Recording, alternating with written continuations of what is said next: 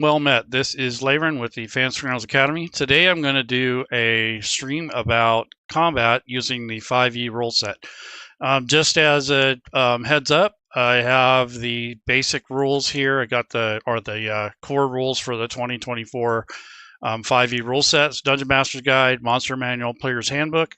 I put together a small little area, and then I use some of the Fantasy Grounds assets to create these labels. And then I also cooked up a little mini adventure here for demonstration purposes. And then also I have 3 characters on the combat tracker, and all of these characters I have in my possession as the GM. And then I have an encounter down here, which are some skeletons, and there's a couple different ways you can handle this. And on top of that, there's also a parcel that has a little bit of loot. So it's kind of a complete small little skirmish thing that I'm going to put together here. So for the combat example, there's basically like a tomb that's partly submerged in the sand. It's kind of like a desert setting. It leads into a larger chamber, but up here in this entryway are some skeletons that animate if they get up there and disturb this area. So usually when you have a map like this, it'll already have the labels on it, and it'll have a link on here. In this case, this is the skeletons. There's 5 of them. There's 3 characters here. Probably better to have 4, but I don't want the combat to drag out too long.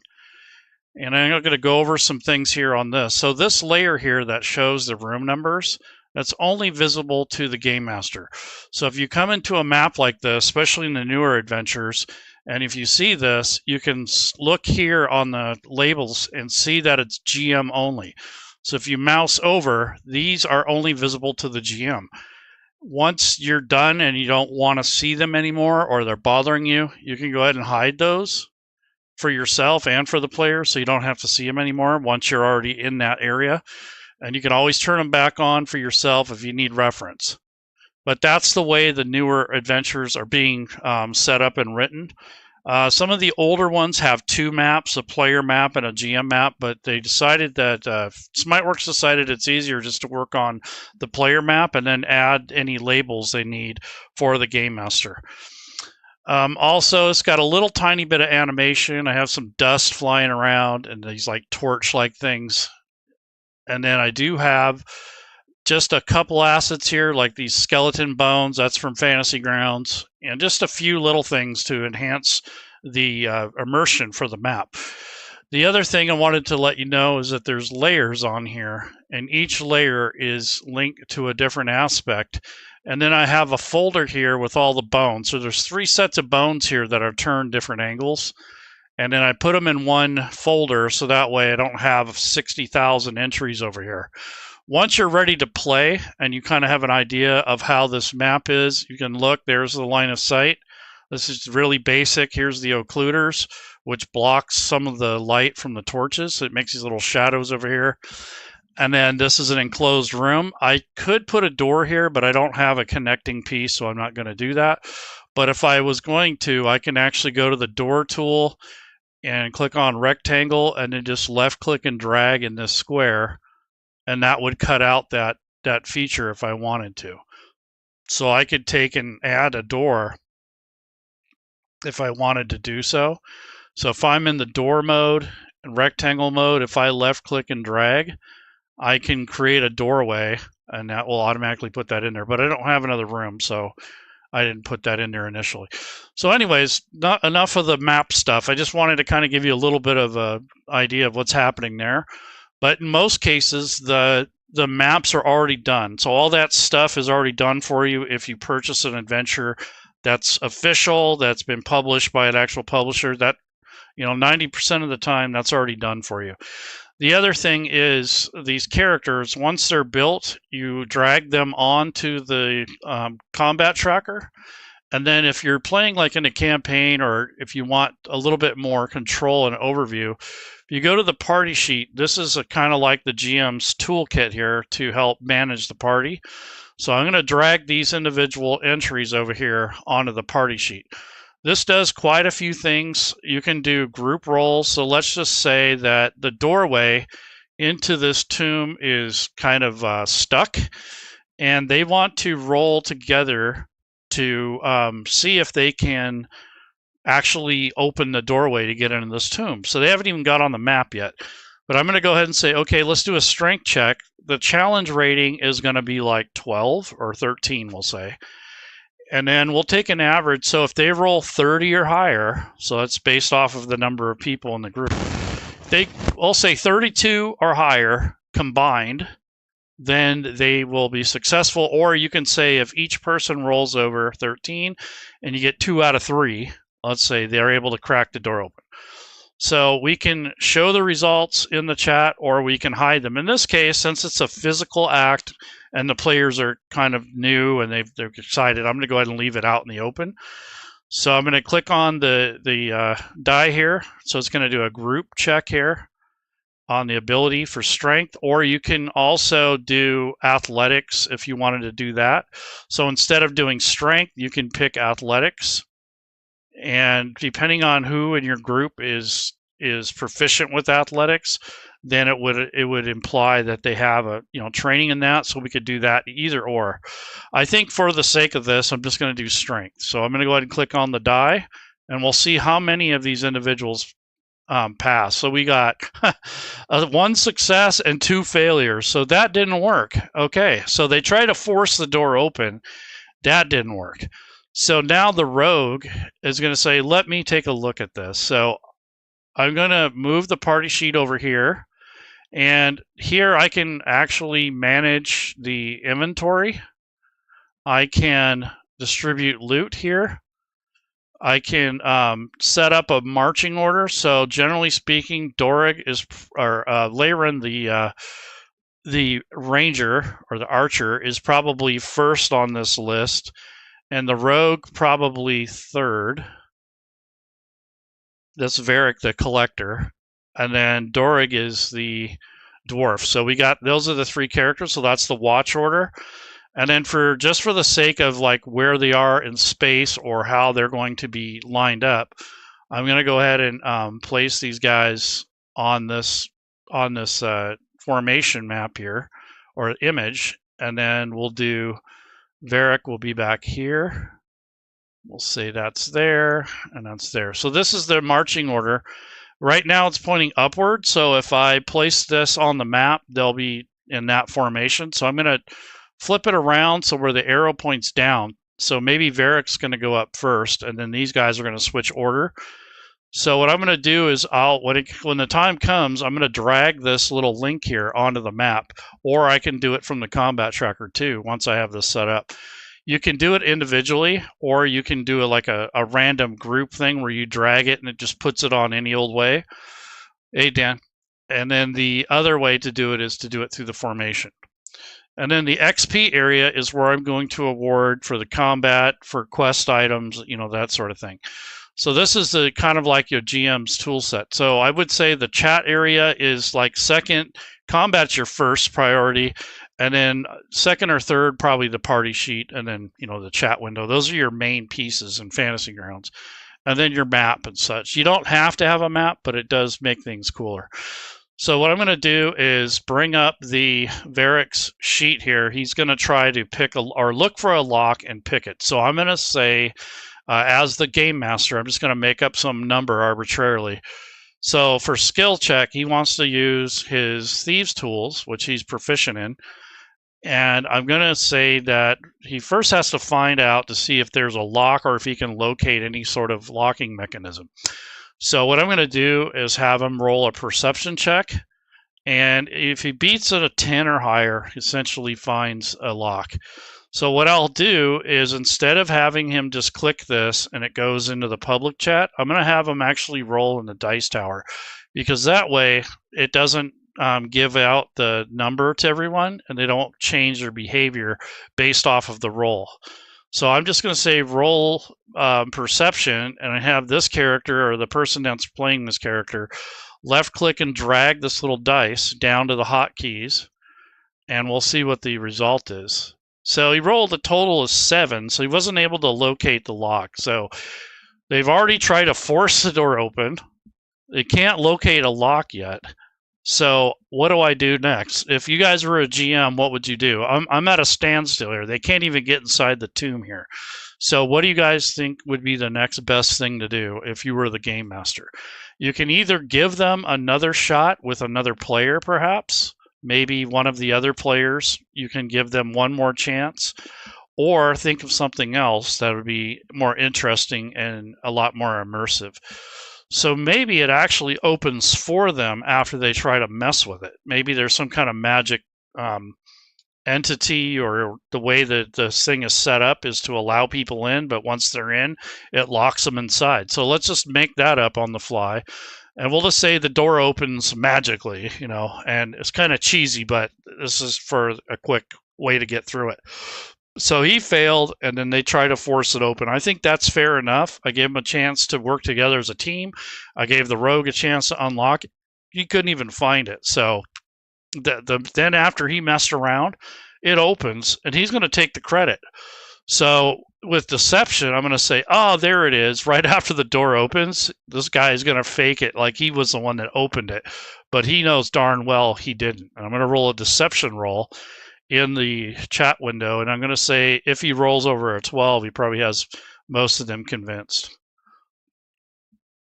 No, they know he's BS, and they're like, get out of here. So his poker face, he had a tell, I guess. So they figured it out. They said, whatever.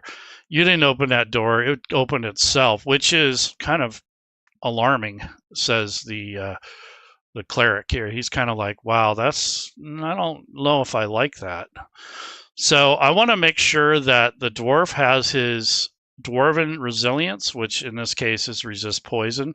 So I'm going to make sure that's on, and that's a passive ability that you want to have turned on as you're playing. And then I'm going to look and see what else we have here. So does Varric have any passive abilities? Not really. Maybe... Nah, he doesn't really have any right now. And Laren, let's see what he has. So his favored enemy is constructs. His fighting style is archery, so let's go ahead and activate that. That way he gets +2 on ranged. And other than that, I don't see anything else. Oh, half-elf ancestry. It's just basically a note.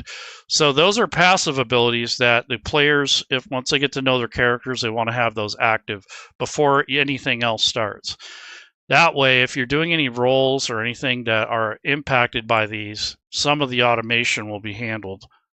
Some of it you'll still have to do manually. Like, for instance, Doric has resistance to poison. So if he gets poisoned at all, he'll get like half damage, essentially. But he has advantage on saving throws if there is one to be had. So I just have him click on advantage before he rolls the saving throw, or before I do. So that's essentially how some of these character functions would work.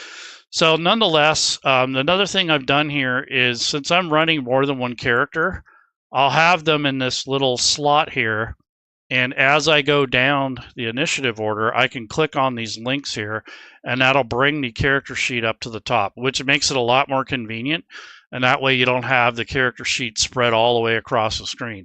You just have them here in a stack. And I'll also do that to the NPCs once we get to that.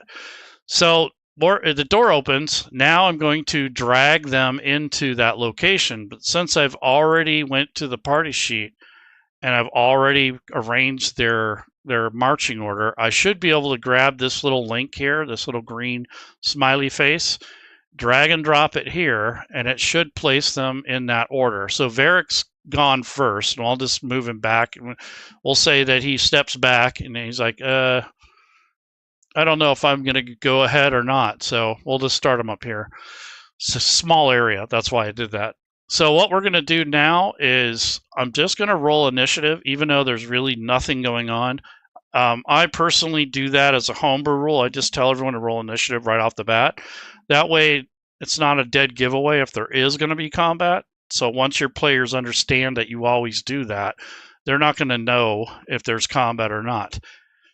At least in the beginning. So what I'm going to do is go to menu, and since I'm not going to roll each individual character, I'm going to roll all of them. So I'm going to click on this drop down menu here, this the new kind of menu system here, I can click on roll all initiatives, roll NPCs, or roll PCs. So I'm going to roll PCs, and it looks like Varric's going to go first, then Laren, and then Doric. So you got, those are your order here. Now there is a skeleton encounter here, and those 5 are already placed on the map, except for they basically, they won't know until, you know, and once that's closed, once you place those on there, they won't see anything. So they come up here. Let's see what this says. So here's the map in the campaign book, and then I'm going to read aloud to the players. So I'll click on this little link here, and it goes in the chat, and the GM says, the heavy wooden door creaks open with a reluctant groan, revealing a chamber choked in dust and silence. A broken stone arch frames the entry, its keystone long collapsed. Faint beams of pale light spill through a jagged crack in the ceiling, catching particles in the air like drifting dust. Dried blood smears the floor in a wide arc near the threshold, dark and almost black. So then there's some DM info. The ambiance. So the room smells of mold, stone, dust, and old copper. So if the players ask for more descriptive text, or if you want to appeal to the other senses instead of just hearing and sight, that's a nice thing to have.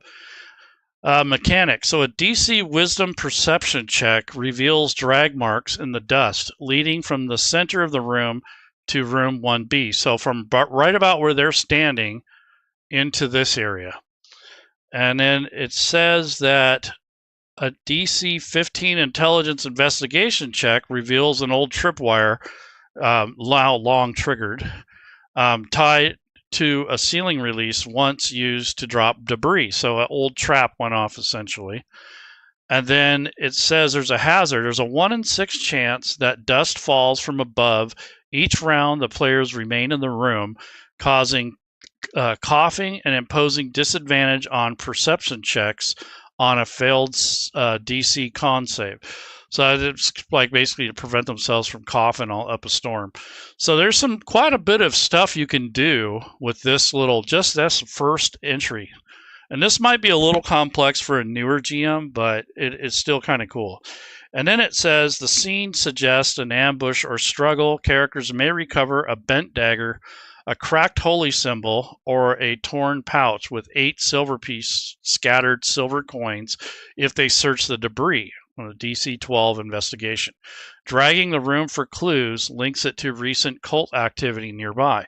So this is just a way to embellish and make this more interesting, but I didn't create the parcel or the treasure loot for this. So the more stuff you add to these encounters, or the more stuff that's there, the more things or the more assets you're going to have to make. So if I was going to make this a lot more complete, I would probably take this, I would highlight the DC check just in case.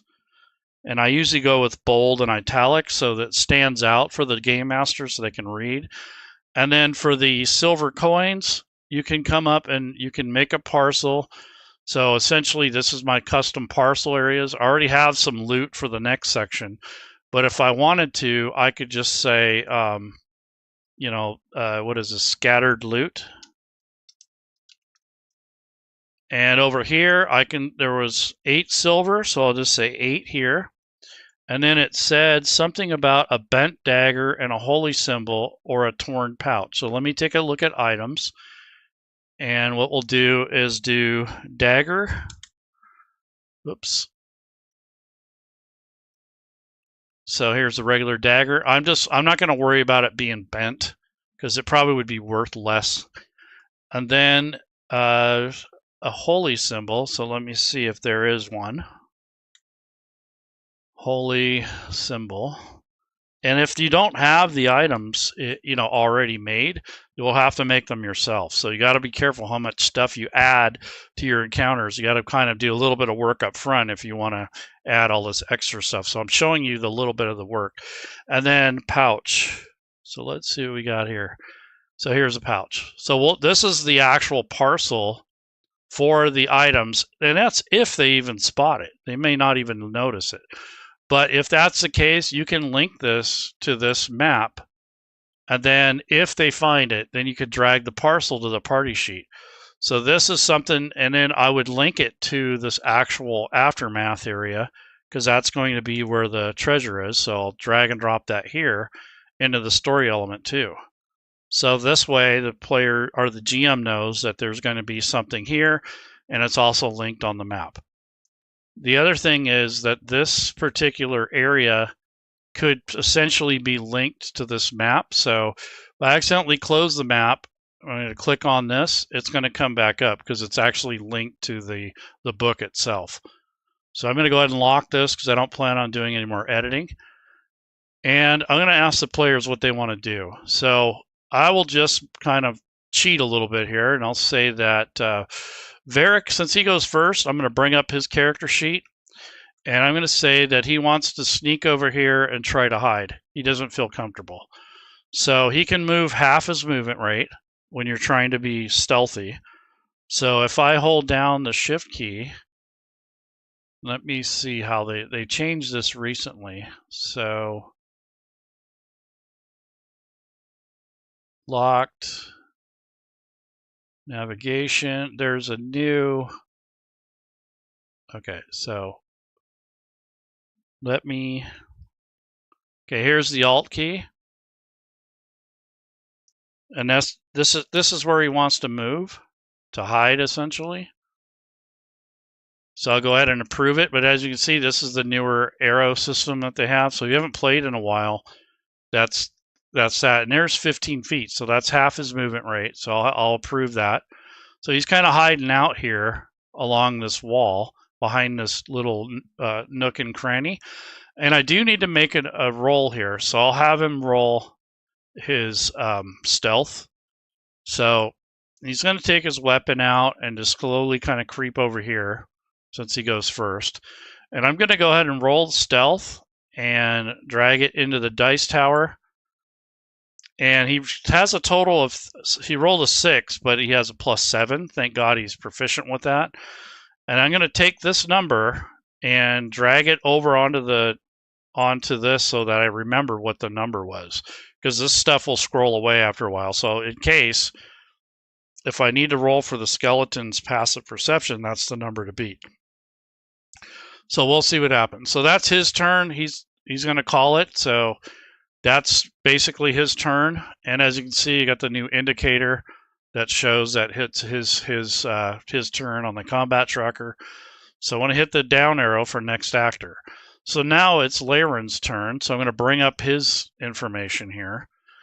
And he's going to pull out his longbow and go ahead and, nock it, ready to go. And he's going to hold his turn. So I'm going to say ready. This is just a temporary thing. So ready action, I'm going to go ahead and put it on himself. So he's got the ready action, and it's only good for 1 round. It's just a way to keep track of time. And he says, if anything attacks or anything, I'm going to shoot from range right where I'm at. So he's going to stay put, pull out his bow, and hold it until his next turn. If nothing happens between then, he loses his turn, essentially. And he's basically not going to move at all. So he's going to stay there, and that's his turn. So Leyren's basically holding his turn until something triggers, and that would be an attack on his group. Ace Fend. Hit the next actor. Now it's Dorig's turn. So Dorig is kind of bold and brash. So he's not afraid of anything. So he said, I want to pull out my Warhammer, and he's using it single-handed or with one hand. And I think what he wants to do is, I think he will move forward and take a look around. So he's not going to go through here, but he's going to move, half his movement rate, or maybe up to here. So again, I'm going to hold Alt and drag the token, and that's going to allow him to, you'll see how much he's moved. He still has 5 more feet of movement, but in this case, he may not. And he might have noticed this over here. So I'm going to roll his perception check Maybe he asked to roll to see if he notices anything. So what I'll do is go to his skills, and here's his perception, and I'll roll it in a dice tower, and we'll see what he rolls. Nah, he doesn't notice it. It's still kind of buried underneath the sand and the dirt here. Not very good rolls, but anyway, so he's moved up, and that's his turn. So I want to see what this says in here. So it says, okay, this has to do with he didn't notice the tripwire. He didn't notice the drag marks necessarily. And there's a 1 in 6 chance that dust falls from above each round for characters remain in the room. So I'm going to roll a d6 in the dice tower, and if it rolls a 1, essentially, then I would worry about it. But in this case, no dust. So that's basically his turn. So once that's happened, now I'm going to click the next actor if he's done. And Varric is going to hold tight. So he's going to also hold his action for now. So what I'll say is just he's going to wait his turn.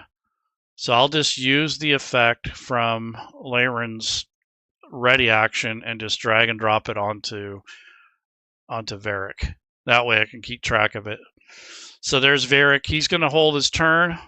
He has out his light crossbow, and he's going to attack from the shadows if he sees anything threatening. That's his turn, essentially. He might move 5 feet and peek out, but I'd have to make him roll stealth again if necessary. So I'm going to go ahead and hit the down arrow. So Leyren is going to move up just 10 feet and hold his action. So I have him move up, and he's going to hold his action. So again, with his character sheet down here on the ready action, I'm just going to click on it, and that will just give me a counter here for that. So again, he's saying the same thing. They're being overly cautious, so it's going to take a while to get through this. So Leyren looks around, and he sees some bones over here, and he says, hey, there's these bones over here. Should I go check them out? And the rest of them say, well, we got your back if you do. So he is going to, just for safe measure, he's going to cast Blessing of the Forge on his Warhammer, and I can drag this effect onto him, which will give him a better, I think it gives him a better attack roll and a better damage. So this is one of his Forge domain abilities. So I'll just drag and drop that onto him. So when he uses his weapon, he gets +1 to attack, +1 on damage, and that's essentially used his domain for the day. So I'm going to go ahead and check these off because he doesn't have those. Can he? I don't remember if he can do turn undead. Maybe not. I don't remember what the rule is, but he has turn undead, so I think he can do 1 of each, and that's about it. If I'm wrong, so be it. So that's his turn. He basically looks around, says, "Hey, can I check out those bones?" And they say, "Yeah, but we got your back." He kind of looks at his hammer and he kind of taps on it, and he says a little prayer to himself, and then he starts moving over there. And what it says is the read aloud. Says, the chamber ahead flickers with twin flames, low and hungry, sputtering from iron braziers set into the sandy floor.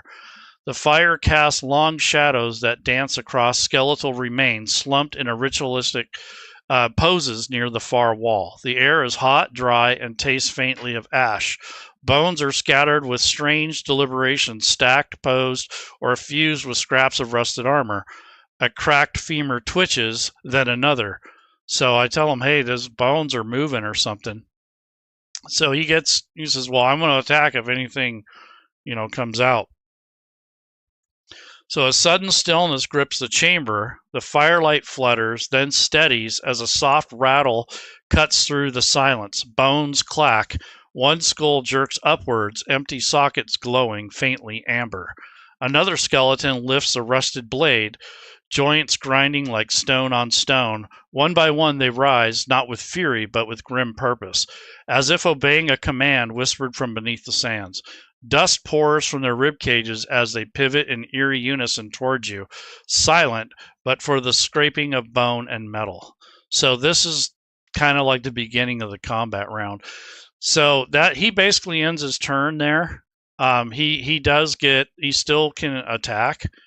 So what I'm going to do is place the encounter on the map. So here's the link to it.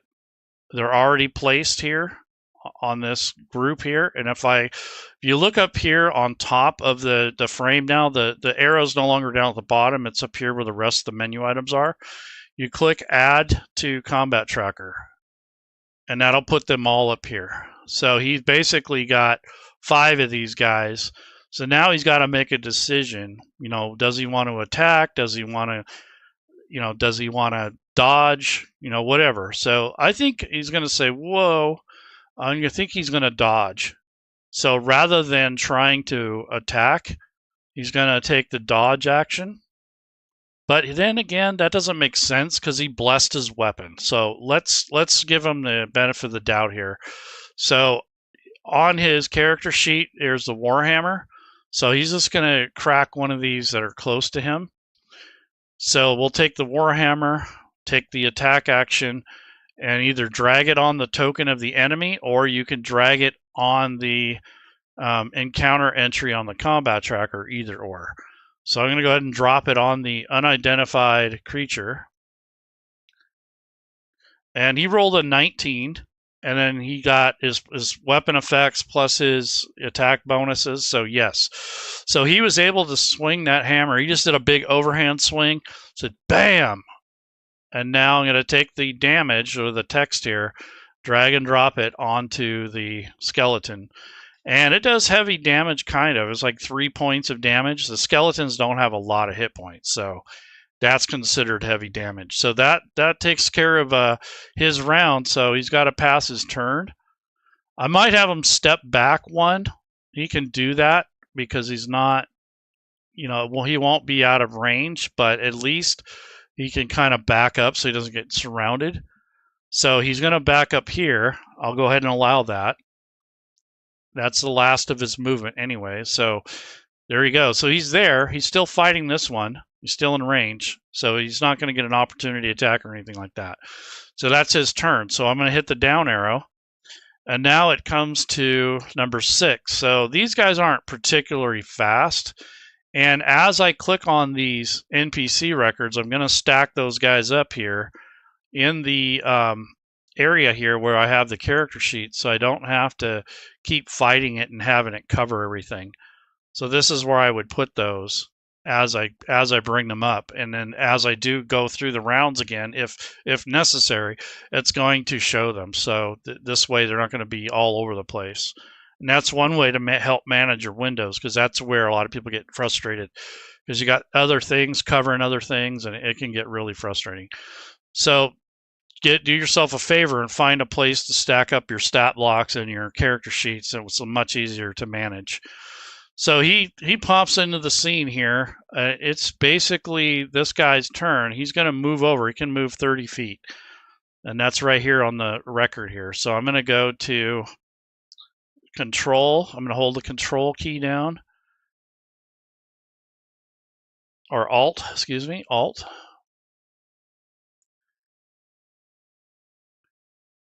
And that's his turn. So I'll go ahead and approve it.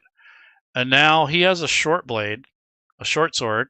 So I will take this, and instead of dragging it all the way over here to the map, I can just drag it onto the combat tracker entry. So you can do either way, but this is a lot closer, so I'm going to go ahead and use that. So go ahead and do the attack roll. So he swings that little rusty short blade, and it does it doesn't connect. Dorg is able to bring a shield up, kind of block it, so it just goes clang, so it doesn't do anything, and that's basically the end of the skeleton's turn. So I'll hit the down arrow. So this one is going to strike at him.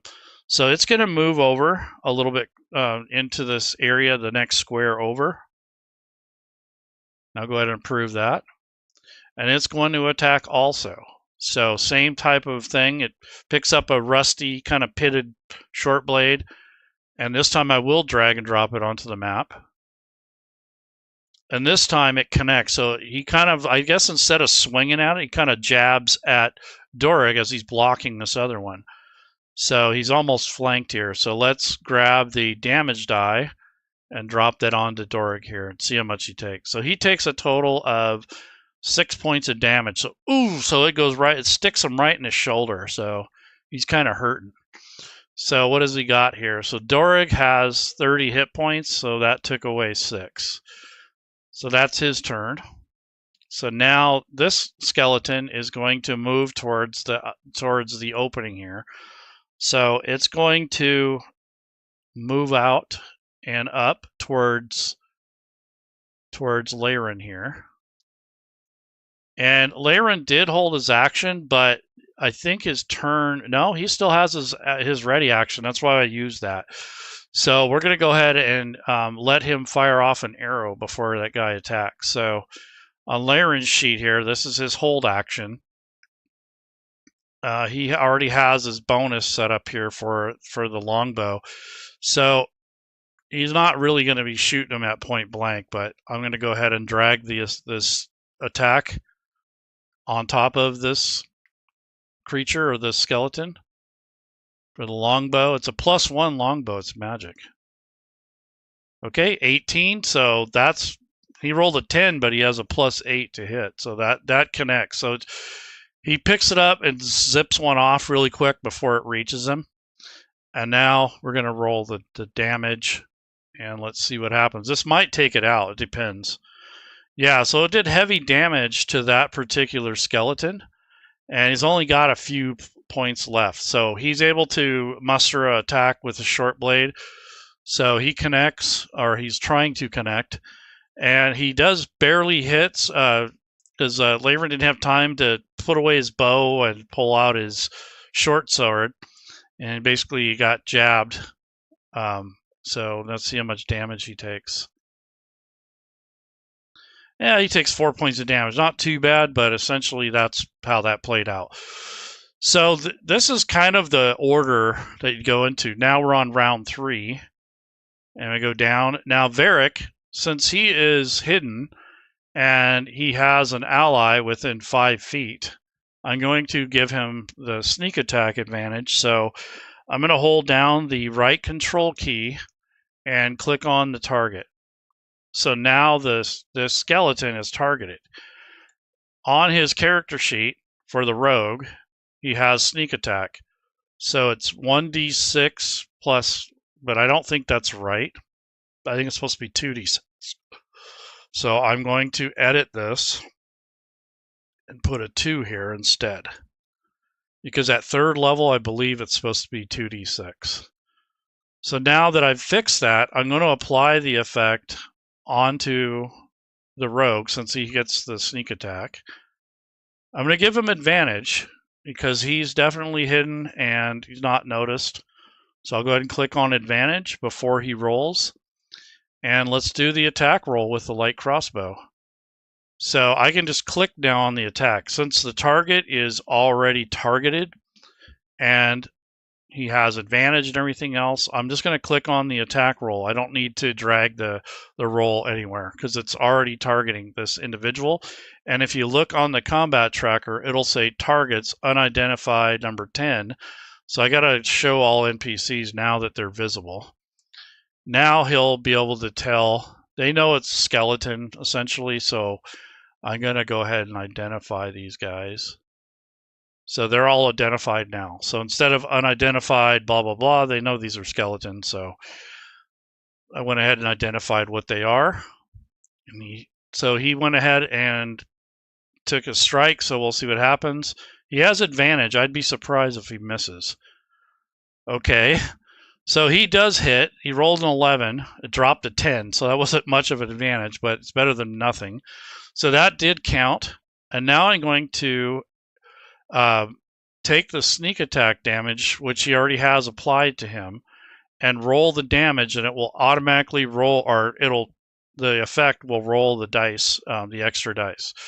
So I'm going to go ahead and take the damage here and drag and drop it onto the skeleton. And you can see the extra dice rang out there. So the skeleton exceeded by 15 points, instant death, so he's gone. So that bow just kind of traveled, it probably hit him right in the skull and shattered the skull, and then his body just collapses into dust and fragments. So that's essentially his turn, and now this guy is still targeted. So you want to untarget. You can either hold down the right control key and click on the target again, or you can clear it in the combat tracker. That's the way to clear that. So he doesn't need to be targeted anymore. And as a matter of fact, I'm going to delete him from the combat tracker just so it's cleaner and I don't have a whole bunch of entries. So just delete and then confirm, and that gets rid of it. But then it leaves behind this symbol so you know where that body dropped in case you got to go back and loot it, or maybe someone reanimates it or whatever. So this is just a thing that can be cleared after combat. So now I'm going to go ahead and hit the down arrow. There's other varieties of that too, by the way. So this is going to go to skeleton number 9, who hasn't really gone yet. So I'm going to move him, and I'm going to move him diagonally towards where that arrow came from. So I'm going to hold the Alt key and then move him. I don't have to keep holding the Alt key, but I can move him over this direction. And he does notice Varric here, even though he was in the shadows hiding. He saw where that or noticed, heard where that came from. So I'll go ahead and allow that, approve it. And with that, he's going to make attack with the short sword. So let's see what happens. So Varric isn't like crouched in that corner, and all of a sudden the skeleton comes around the corner and swats him, bang, like hits him probably on his shoulder or somewhere up high, because he was kind of crouched. And now the damage. So, youch. So Varric the Collector takes 6 points of damage, so he's wounded. So he screams out, ah! And the third skeleton here that hasn't moved yet is going to move forward. And I haven't decided who he's going to go for yet, so I'll have him move most of the way first. So here's his movement. So now he can pick, does he want to go after Varric or Laren? I'm going to say Laren in this case, because that's more noticeable, and he can see the combat going on. Almost takes the place of his buddy there, and he attacks Laren. So I'm going to go ahead and take the short blade again. He's got a rusty old short blade from his previous life, and he takes another swing at him. Oh man, he rolled a critical hit. He rolled a 20. So Fantasy Grounds, in this case, already kind of knows what that means in terms of game mechanics. It's already programmed into it, but basically you get more damage out of that. So I'm going to go ahead and roll the damage onto Laren from the short blade, and it would automatically add the extra dice. So it basically doubled up that damage. So he took some heavy damage there. So ouch. So that sucked. And did I do it right? Yeah, so damage went to... Oh, wait, critical type damage. Yeah, I think I accidentally dragged it to the wrong thing. No, it didn't. It's right here, 17. So that's basically the skeleton's turn. Now it's Laren's turn. Now I got to do some thinking here. So I have a healing potion that I can quaff. I also have a cure wounds spell. So maybe I can do that, or protection from good and evil. You know what? I think I'm going to do the cure wounds. So that's one spell. So I'm going to go ahead and check off a spell slot. And he just mutters a short prayer to himself and kind of puts his hand over his chest and heals himself. So I'm going to drag and drop that onto his token. And he heals himself for 8 points. So not as bad as it was before. But that's essentially his turn. And so he's going to have his blade out, his short sword out to defend himself. And that's his turn. So he's not going to move. If he does move, he'd have to move forward. I don't think that's a good idea. So he's going to stay his ground. Okay, so Dorag is still kind of surrounded here. So he's going to attack this skeleton that's on his side here, the one that he was fighting before. And again, I'm going to have him attack the skeleton with his warhammer. Oh my god, he rolled a 1. Automatic miss. So, I'm going to say he dropped his Warhammer, so he has a choice. He can either spend the rest of his turn and pick it up, or he can forego that, take out another weapon, and call it good. So he could still move if he wanted to. But I don't think it's advantageous for him to move right now unless he moves forward in between these guys to pull them away from the others. So I'm just going to say he's going to stay put and pick up his Warhammer. That's basically all he can do. No bonus actions, nothing like that. So he's kind of SOL there. So that's his turn. Okay, so this skeleton, I'm going to open up this. Every once in a while, I'll look at this to see if I'm missing anything. And go ahead and do another attack on Dorig with the short sword, the rusty blade. And this time he misses. So he almost got in there, like he kind of scissored in with this short blade, but Dorig was able to block it, so he's lucky. Have you noticed that when I've been rolling for the skeletons, they have an undead dice, like a green kind of thing? So maybe we'll see it next time. So go ahead and hit next actor. So this guy that's south of him is going to take a swing at him as well. So they're both kind of just like trying to club him to death with their short blades.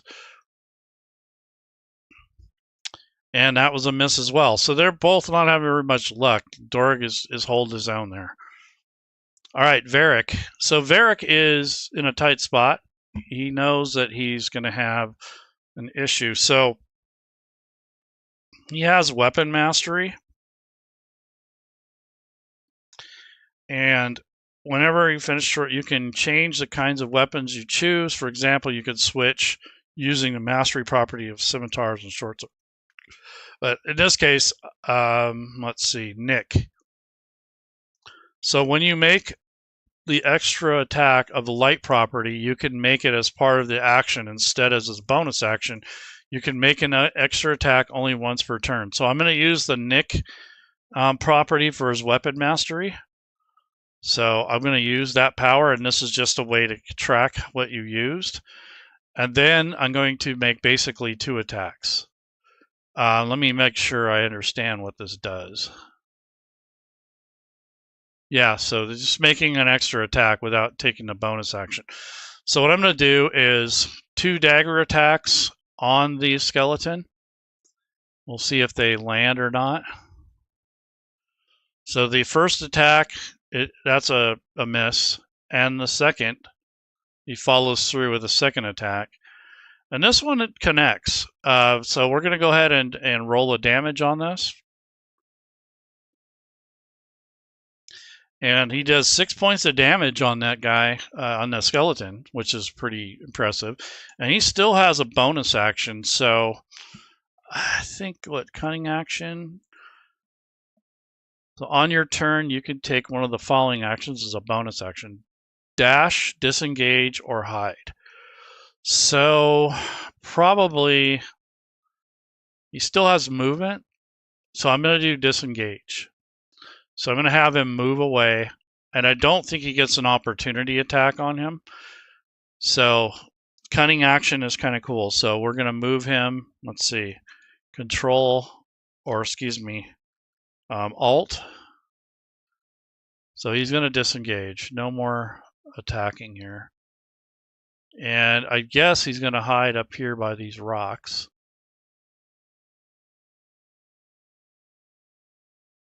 Oops. There we go. So he's back there. So he disengaged for his bonus action. So that's basically his turn. And then we're going to move down to skeleton number 9. So he saw that he left, so he's just going to follow him. So again, I'm going to hold down the Alt key, move the skeleton, and now the skeleton is close to Leyren, and so that's actually worse because Varric pulled him towards Leyren, so that kind of sucks. But in the heat of battle, so not everyone thinks strategically. So he's going to, again, now he can pick which one he wants to choose. So maybe going by Leyren, he decides to attack him this time. So he's going to attack Laren this time because he's closer, or he was closer. So I'm going to roll, and luckily it missed. So Varric kind of got the heat off himself, pulled him towards Laren. Maybe that was by design, so he can try to possibly get out of it. All right, so this guy goes, or this individual. So he's going to attack Laren as well. And this time he was able to land a blow on Laren, and ouch, 8 points of damage. So pretty much erased his healing potion for the most part. So I'm going to hit the down arrow. And it looks like Laren is hurting pretty bad. He's got half his hit points gone. So, man, I got to figure out what to do here. So this guy is even wounded yet? Probably not. Yeah, I think what I will do, let's see, protection from evil, Zephyr Strike, cure wounds. It's almost best that he just dodges at this point. So I'm just going to do a dodge action on himself. So instead of attacking, he's going to do the dodge action. So he's going to act a little bit more defensive here and probably try to get out of the way eventually here. So we'll see what happens. So Dorig has got to do something here. He's kind of hurting. So let me try turn undead. I wasn't positive I could use that because I used already used my forge domain. But I want to show you how this works. So kind of going out of order, out of character here. But if I want to target all of these individuals for a bless spell, I can see all of them. It's not a bless, actually turn undead. So this is my channel divinity, and if you read the description, it'll tell you that I believe it says it's like 30 feet. Yeah. So you gain the ability to channel divine energy. When you use your channel divinity, you could choose which effect to create. Yeah, I don't think I was able to use 2. Yeah, I already used 1, so I wouldn't technically be able to use this. However, I'm going to show you the Fantasy Grounds thing here. So we'll just say he didn't use the other thing, and we're going to kind of cheat a little bit here. So he's going to use his channel divinity instead on turn undead. So what we're going to do is, first of all, we're going to find out if these guys are in range. So if you right click on the map as a player or GM and go to draw circle, which is this drawing or this pointers, now you just left click and drag, and this is a 20-foot circle. So he's got 30, so he's able to target all those individuals. So that's how you can check to see. Or if you can see everyone, you can hit this, you can hold the control key and target all of these skeletons at once. And then we're going to go to the character sheet, and we're going to cast and see if they save.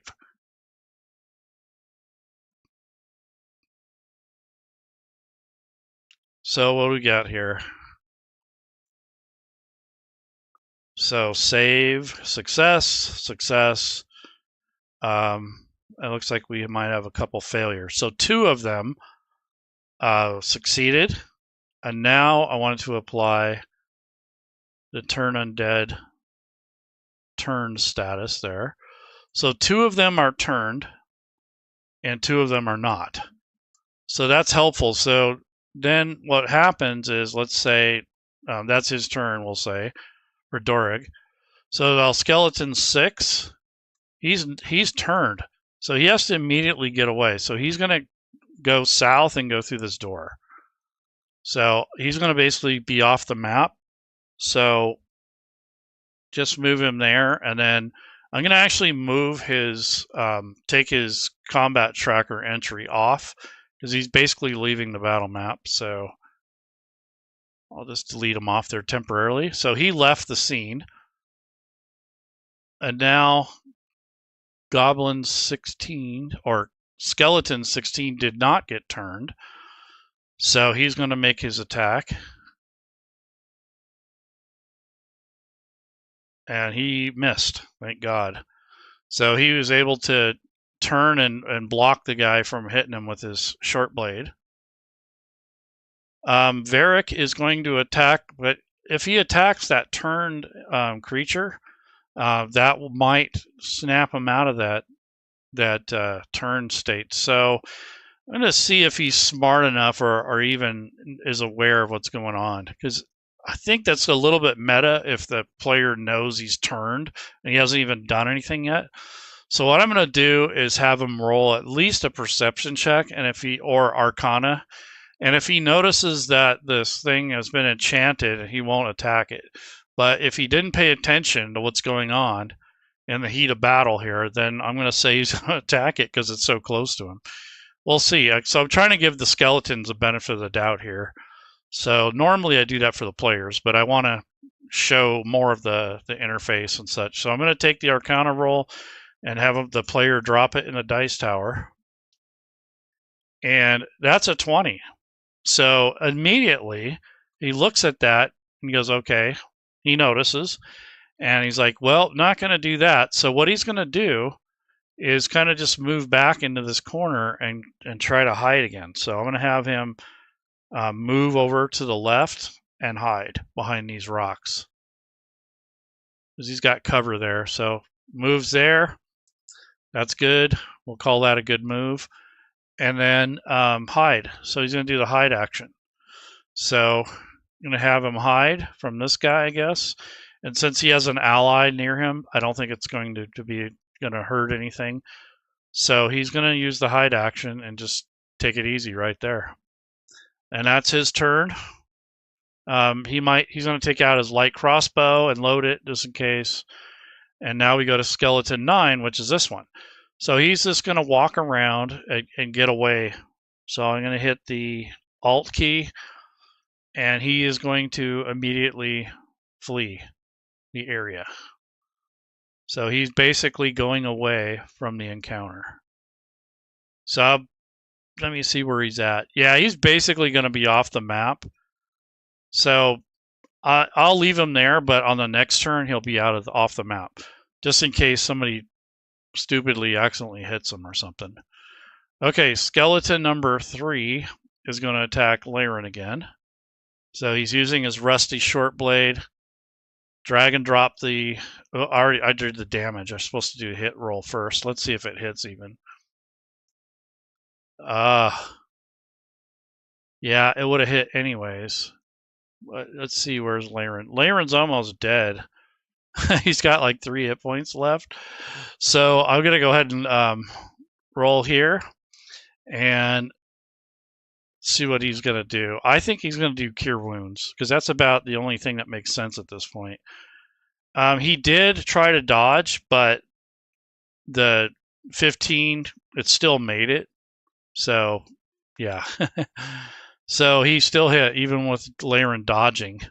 So, anyways, on his turn, I guess I'm going to employ the Cure Wounds again on himself. And I got to check off his usages. So that was 7. That's not bad. And then hit the down arrow. Thankfully, the player doesn't see the hidden roll to know they didn't get a crit exactly. All right, so Dorig is kind of waiting to see, what he's going to do. He has this one targeted, so I want to remove all the targeting. So if you come over here to the targeting icon, and then you hit clear, it'll get rid of all the targeting. So he doesn't want to hit this guy, but he's definitely going to use his Warhammer on this one that he's been fighting this whole time. So taking his character sheet, Warhammer, attack roll, drag and drop it onto this guy here, and he misses. So he's all hyped up and excited, and he's just not doing so well with his attack. So that's his turn. So skeleton 16, where are you? That's him again, the guy that's fighting Laren, or Dorig. So he goes ahead and he attacks, and he missed. So there you go. Bob's your uncle. All right, Varric, he is going to do another sneak attack. So I will give him advantage because he hasn't engaged with this guy yet. and he's basically had a round to basically get in shape and some cover. So I'm going to open up this, I'm going to click advantage, going to hold down the right control key and target just in case I need to shoot again, and then go ahead and hit the attack roll, and that should roll with advantage. Wow, even with advantage, he rolled an 8. That is so bad. Okay, so he pulls out his crossbow and he loads it and it misses. He kind of fumbles with the trigger or something happens, or maybe it sticks or something, but basically that sucked. So he goes click, and then the skeleton looks right at him. Oh, that's hilarious. So this skeleton's leaving the map. So I'm just gonna delete it off of the map. Now it goes to skeleton 3. So yeah, I'm gonna have him go towards Varric since he's the last one to attack him. And this will get an opportunity attack for Laren, but still, I think it's hilarious. So I'm gonna hold down the Alt key.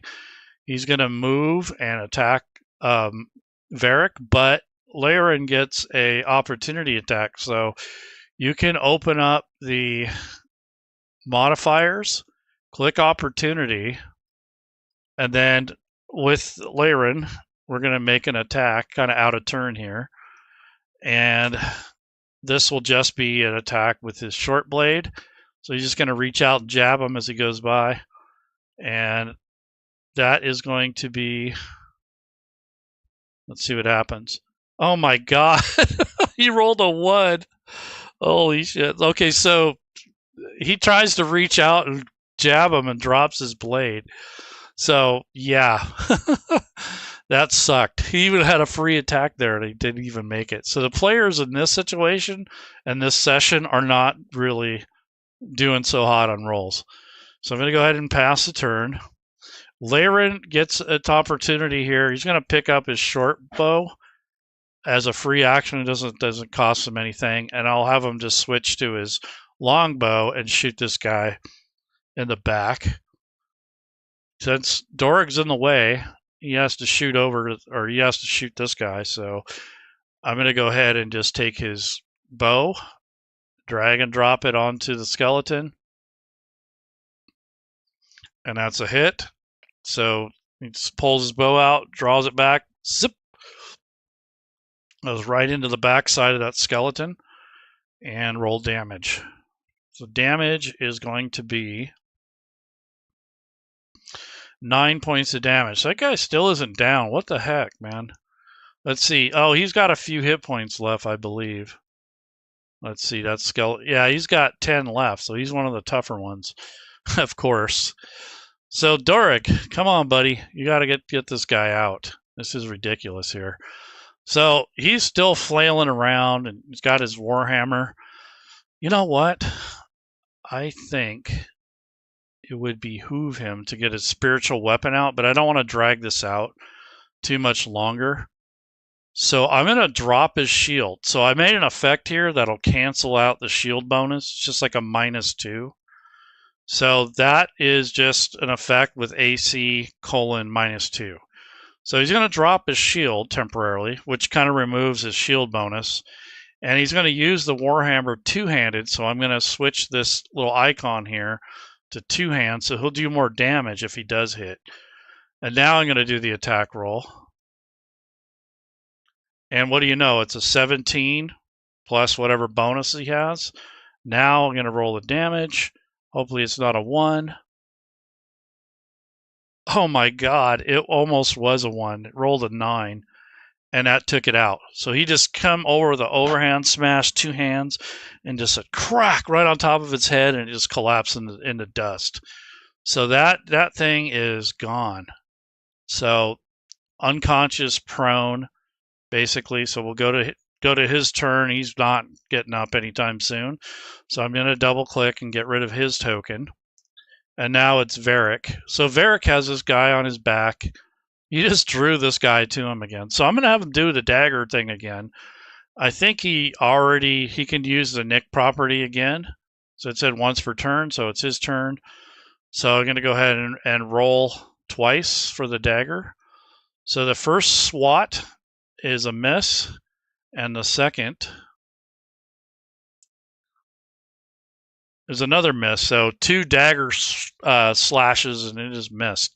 So he sucked in that case. So he's trying to get a attack in, but that skeleton's pretty tough. All right, so the skeleton's turn. Let's see if he takes him out or not. So skeleton attacks with a short blade, and you can see this fancy dice here, and he misses as well. So Varric is able to kind of dodge out of the way. All right, Laren. So he's not feeling too hot, so I'm going to have him move back a little just in case. So he's going to move back for room's sake, and then I'm going to have him do another bow attack on this guy. So again, I think he's already targeted. No, he's not. So I'm going to hold down the Alt or the Control key. Click on this guy. So he's targeted. He's only 30 feet away, so he's in range. And go ahead and do his longbow attack. So just click on the attack roll because that individual's already targeted, and he misses. What the hell? So yeah, so he knocks his bow, he draws it back, and it flies wide, goes up above his head, something crazy like that. So whatever, dude, you suck. All right, Dorig, come on, man, this is nuts. Again, he's going to make another movement. I think he's going to go over, instead of attacking though, I think he's going to move up to here. So I'm going to have him Alt and move up to here. Just to assess the battle. He sees Varric's got him kind of tied up for the moment. So he's going to reach out and touch Laren with a healing spell. So he goes over. Should have done Bless, but anyway. So do I have it? Bless, Cure Wounds right here. So go ahead and click off one of his. I think I can do a higher one. Let's see. At higher levels, when you cast this using it increases by a D8. Okay, you know what? I'm going to do that. So instead of a first level slot, I'm going to do a second level slot. And when I pick this dice up, if I right click, that'll give me 2. So I will use 2 slots, or a number 2 powered slot, and that gives them 12 back. So that healed quite a bit there. That was totally worth it. So instead of using just a single die, I used 2 die, but I used a second level spell slot. So that's what happened there. So I go ahead and hit next action. Varric says, "Come on, guys, I'm dancing around here." So what I'm gonna do is I'm gonna use this rapier this time, and have him kind of just reach out and try to hit this guy in the skull. So this time he reaches out, tries to jab at him, and misses. So he's not doing so great. The skeleton again takes his short blade and tries to jab him with it, and he also misses. So these guys are just like back and forth, clang, clang. You know, nothing's happening here, nothing critical. So Laren, feeling a little bit better from that, kind of catching his breath, he's going to use his bow again. Hopefully it connects this time, because this guy is impossible. So drag and drop onto the token, and that is a 20, a critical hit. So this might finish him with the double damage. So that was a critical hit. And going to drag and drop on the skeleton. Hopefully it knows what to do. Yep, so it rolled, and exceeding by 4 points. So that arrow goes sailing through the air, right, hits its mark, probably hits the skull, shatters it, and this thing turns to dust. So that is his turn. Dorig is going to say, "Everybody all right?" You know, he's going to move up here and look around, see what's going on. He's going to see if the others are gone. They're kind of like scared away for a time being. So what I think he'll do, he already moved 10 feet. So I'm going to go hit Alt and move him down here. And he's going to be looking around to see where the skeletons went and kind of keep watch. And Varric is going to collect himself, and he's a little bit wounded. I think he'll move down too. So I'm going to hit Alt have a move. Go check on Layron. And then the skeleton here is no longer actionable, so he's gone. So basically, that kind of wraps up this combat. And now we'll go to a non-combat. They're going to do a short rest, so I'm going to go to menu, and we're going to do a short rest. And some of them are going to elect to use their natural ability to heal. So if I click on Layron's character sheet on the main tab, here's the hit die recovery. So I just roll, and that basically healed him. And if I go to Varric, he also has his hit die recovery. So that healed him. And then Dorig as well. So they all use one of their hit die for recovery. So yeah, they're all pretty well healed right now for the short rest, and they all have most of their wounds are healed, and now they got to figure out what they want to do next. So in a nutshell, that's kind of how you would do that. Now, since they only defeated half of the skeletons, if I wanted to give them just for the attacks and the kills, I would have to split that encounter apart. But since they work together as a team, they used other skills to get out of the situation, I'm going to give them the full experience points for that encounter. So it doesn't matter if they're dead or not. It just matters that how they handled the situation. And then I can right-click on this map and remove this obnoxious radius thing. I should have done that a while ago. And then these things here are just the remnants. So they might search these bodies and might find a coin or two. But there's a clear thing up here in this. There's a button where you can clear. It says clear death marker. So when you're done with this area, if you don't have anything else going on, you click that. That gets rid of the death markers so that you don't need them anymore. And then I'm going to bring up the party sheet, which is where you can award your group. So here's the party sheet. And if they search the room, they might find that loot that was in here. So what I'll do is go to the inventory tab, bring up this first parcel. This was the scattered loot. I'll just drag and drop that into this area, and that's kind of like in a queue. And then over here, there's another thing of treasure that they find. It's a scroll case, a silver and gold brooch, and a spell scroll with command. So I'll go ahead and drag and drop this record in here too. So that's all of the loot. They found 8 silver altogether. And if I want to divide that, I can hit the down arrow. It'll calculate that.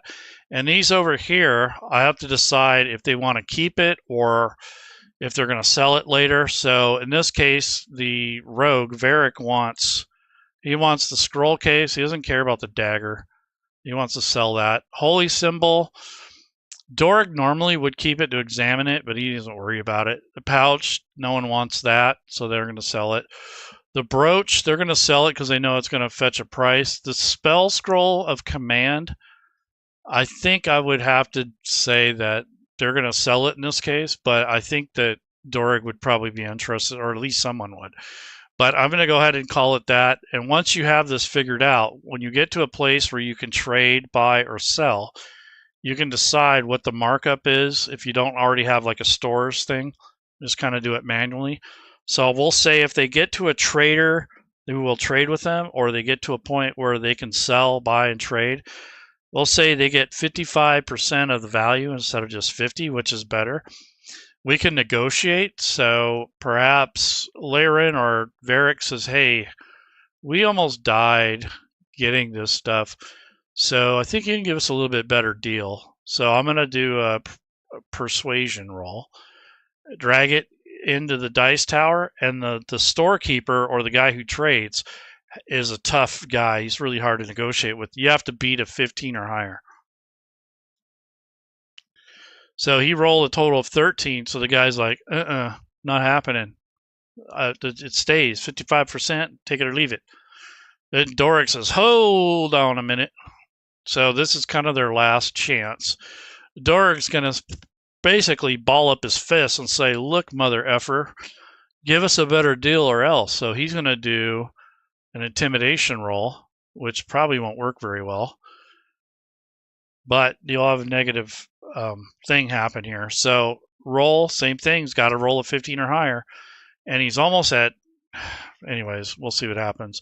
Boo, he rolled a 2. So that's failure, right? So what I'm going to say now is, now the guy's like, well, screw you guys. 45% or I'm not doing business with you guys ever again. And I'll tell everyone else that you guys are bad or you guys are scoundrels or whatever. So 55% now. So it was 55. Now it's down to 45 because their negotiation skills sucked. So now I'm going to click this arrow to sell whatever's here if it has value. And it gave me some errors here because the pouch and the brooch sold okay and the scroll, but these items didn't really have a cost. So what I'm going to do is open this up temporarily. And see, this is 1 gold. So it doesn't sell just one of, so it doesn't split or make change. So I'm going to change this to 10 silver. That's the only way you can really divide it and sell it. So if you have a case like that where it's only like 1 gold, you're going to have to change it probably to silver. That one, it was only 2 gold. I think it's because it, so that's going to be 20 silver. I don't know why that didn't sell, but I'll go ahead and do 20 SP. And that makes it so that you can actually sell the item. Otherwise, it's going to be a pain in the butt. This thing here probably isn't worth a lot. It says varies, so I'll probably just say 10 silver. There we go.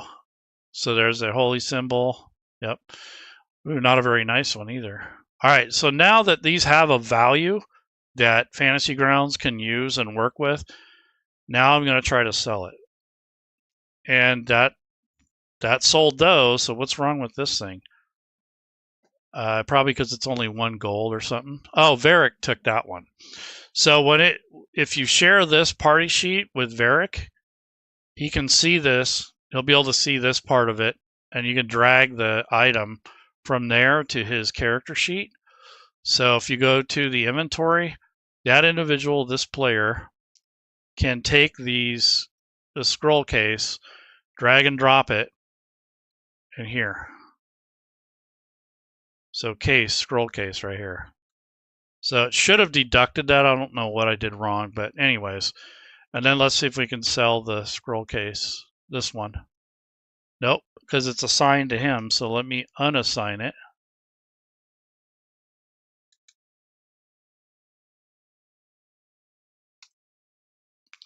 Let's see, let's say there was 2 of them. There we go. All right, so that one sold. So buying, selling, and trading isn't always the smoothest thing, but that's kind of how I handle it.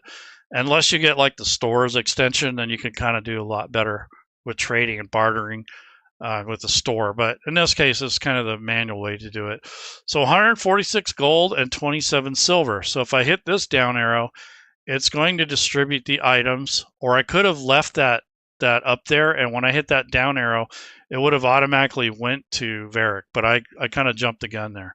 So let me hit this down arrow, and then anything left is 2 gold. I can't divide by 3. So what I would do is change that to 20 silver instead of 2 gold. Hit the down arrow again, and now there's only 2 silver left, so then you could go to 20 copper, right? You can keep doing that until you get to the smallest denomination. So 2 copper left in the kitty. Everyone else has, a share. So that's just going to carry over till the next time, right? It isn't 2 copper, and if someone really needs it that bad, I'll just manually add it to their sheet. So there we go, 2 pennies left, and everyone's got their stuff. So that would be only in the case of if they had a place where they can buy, sell, and trade, such as a trading post, or in a town, or maybe there's someone inside the dungeon that has this, which I doubt. But anyway, so that's how the combat would work. And this kind of goes into that. Like, here's the parcel, and it says a successful religion check identifies the scene as part of an ancient rite of renewal twisted by undeath. So these are more things that could have been distinguished or found out through roleplay and through adventuring and exploration. So when you do a bunch of combat and hack and slash, you might forget about that stuff. But I even talked about the placement notes of the skeletons. All skeletons are placed on the map as tokens. The southern wall has a minor cover for ranged units. The east wall near the bones can be searched to find a hidden satchel fused under a ribcage. So that was the treasure. So the other thing I wanted to show you is that if you have an adventure and you play it more than once, and you don't want to have to go through and keep changing how tough it is, you can sort of scale it by doing a random encounter. And what this does is it's going to take the skeletons and it's going to make an encounter based off the number of the players in the party sheet. So this is a little bit more advanced, but what it's going to look at, it's not the combat tracker, it's going to look at this party sheet. So it's not going to count pets or NPCs or companions, it's just going to look at players. So right now, this formula, this $PC, is showing 1 plus the number of PCs in the combat tracker or in the party sheet. So that essentially means 4. So it's going to count these 3 characters. It's going to add 1. You can do multiplication, you can do division and subtraction. So normally I put the positive stuff over here. So I go 2 asterisk, or 3 asterisk the number of PCs, or the number of PCs minus 1, however you want to do it. But there's no such thing as a half creature, so it will round down if the number's not even. So if you click generate, it's going to make an encounter based off of the party sheet and the variables that you put up here. So if I unlock this, you can type this stuff in and change it, or you can just put a roll if you want, like 1d6. But in this case, we're going to do the number of PCs plus 1. So if I hit generate, there's your encounter of 4. And then you could send this to the combat tracker instead of doing the planned one. And then from there, you could drag these guys in a group down here. And essentially, this would be your starting number. And you can arrange them however you want. They're not visible yet. And then you would turn on the visibility when you're ready to spring the trap to show all NPCs. And there you go. Now there's 4 of them. So you can do it a couple ways. The most adventures have them set up to where they're planned, they're already placed. If you want some more randomness or replay value, you can do stuff like I showed you, where you can take the number of PCs, which is $PC, and you could do plus or multiplication, or you can do minus or division, do a right slash, so you can divide it instead. So we can do the same thing. We can go, let's see, number of PCs, or $PC divided by 2. So if I do that, it's going to give me an uneven number, but I'll go ahead and generate. And it only gives me 1.5, so it's going to round down. So in that case, all you have to do is just change that to 1. That's not going to affect it. And there you go. So only 1 for every 3 in this case. So you can do all kind, like you can even do what is that? Decimals. However you want to do it.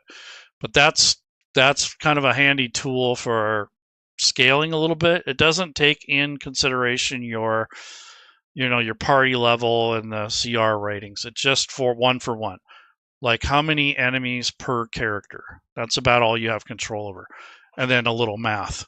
So there's ways to really get into advance, but most adventures just already have this pre-planned thing where the skeletons are already placed. So I'm going to go to menu, go to delete from tracker, delete only foes.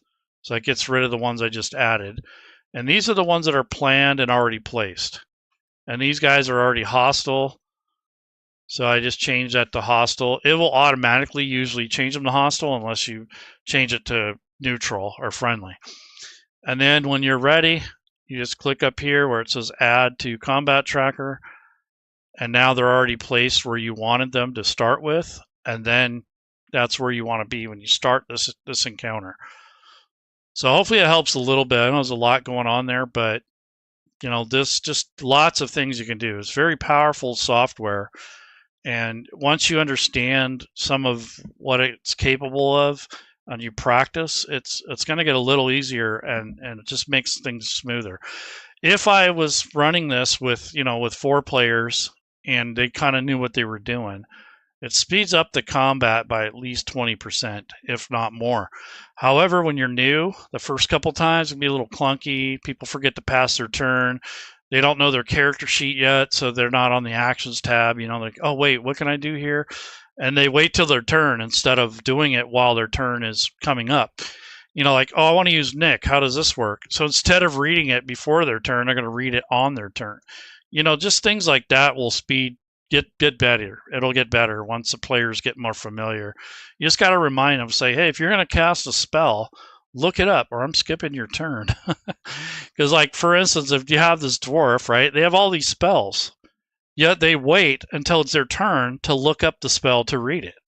I don't know why they can't just read it before their turn so they know what they want to do. And if they can't remember what the spell does, they can go and, let's say they want to do Spare the Dying. So if they open the link up, they can link this down to the hotkeys. So if they want to use that spell again, they kind of get lost. They can always click on that and read it really quick. So that way they can pick their favorites out of here and be ready, So there's just little things like that that'll speed things up. That's what you'll find is they forget to pass their turn. They forget to do turn complete, which is this arrow. And then they won't be prepared for their turn because they didn't do the research or the studying. They're on their phone or whatever else they're doing. And they're not paying attention to what's going on the battlefield either. So, that's something that comes with time. You'll have to train your characters or your players to do that. But that comes with practice, right? They're not going to know that right away. And even veteran players pull this crap too. I'm guilty of it. I've been on my phone before and someone said, hey, dude, it's your turn. I'm like, crap, what's going on? What do I need to do? So anyways, you guys take care. Have a good day. Enjoy the rest of your week, and I'll see you around next